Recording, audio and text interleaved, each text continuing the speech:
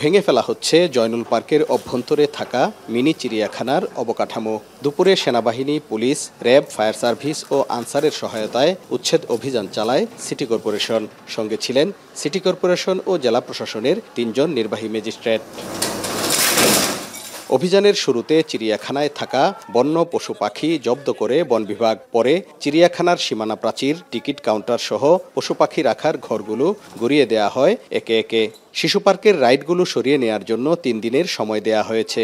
এর মধ্যে সরিয়ে নেওয়া না হলে সেগুলো উচ্ছেদ করা হবে বলে জানানো হয়। উচ্ছেদ করা স্থানে শিশুদের জন্য বিনোদন কেন্দ্র করার দাবি জানান স্থানীয়রা। আবার এটি যেন বেদখল না হয় সেদিকেও নজর রাখার তাগিদ দেন তারা।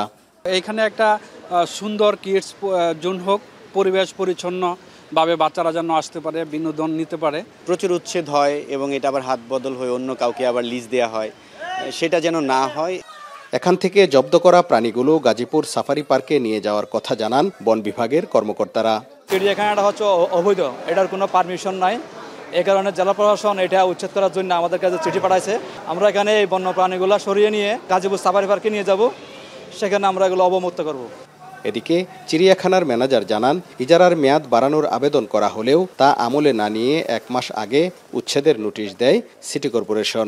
আমরা বারবার রিকোয়েস্ট করছি এবং আমরা কাগজও দিচ্ছি যে আমাদেরকে একটু সময় দেন। তারা কোনো কিছু বলছে না।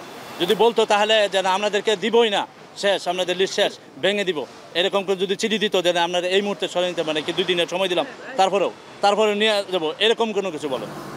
2014 সালের 30 জুন তৎকালীন পৌরসভা মিনি চিড়িয়াখানার জমি 10 বছরের জন্য ইজারা দেয়। 2024 সালের 30 জুন চুক্তির মেয়াদ শেষ হয়। 6 লাখ টাকায় চিড়িয়াখানাটি ইজারা দিলেও মেয়াদ শেষে মাত্র 3,30,000 টাকা জমা দেয়া হয়। উচ্ছেদ করা জমিতে শিশুদের জন্য একটি অত্যাধুনিক কিডস জোন করার প্রাথমিক সিদ্ধান্ত হয়েছে বলে জানান সিটি কর্পোরেশনের কর্মকর্তারা। তো সকল বিষয় আইনি দিক বিবেচনা করে আমরা সিদ্ধান্ত নিলাম যে যেহেতু এটা আইন মোতাবেক তৈরি করা হয়নি, গত জুনে সকল নথি পর্যালোচনা করে আইন মোতাবেক আমরা লিস্টটি বাতিল করি। ওই জায়গাটাতেই একটা বাচ্চাদের জন্য ছোট একটা খেলার জোন বা কিডস জোন আমরা স্থাপন করতে চাই, আমাদের পরিকল্পনায় রয়েছে। জানা যায়, জয়নুল পার্কে মিনি চিড়িয়াখানা ও শিশু পার্কের ভূমি ইজারার চুক্তিপত্র বাতিল করে গত 26 জুন ইজারা গ্রহীতা সেলিম মিয়াকে চিঠি দেয় সিটি কর্পোরেশন। চিঠি পাওয়ার 3 দিনের মধ্যে সেখানকার অবকাঠামো ও পশু পাখি নিজ হেফাজতে সরিয়ে নেয়ার কথা বলা হলেও তা করা হয়নি।